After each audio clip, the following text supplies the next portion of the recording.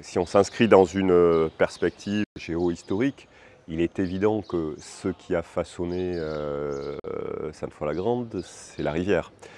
C'est la présence de la rivière en tant qu'axe de transport. Alors en elle-même, mais surtout parce que c'est un fond de vallée et que le cheminement le long de la rivière a toujours été facilité. Aujourd'hui, au niveau du climat, ce qui fait Sainte-Foy-la-Grande, c'est, comme beaucoup de villes, c'est un îlot de chaleur, tout simplement aussi en raison de la densité du bâti et, si vous voulez, aussi de la minéralisation de la ville.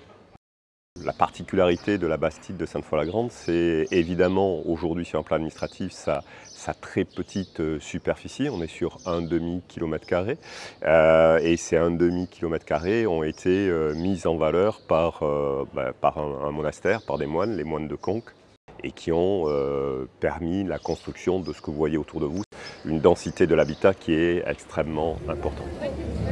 En fait, Sainte-Foy-la-Grande n'est pas un espace rural, c'est un espace qui est densément urbain, qui est densément peuplé.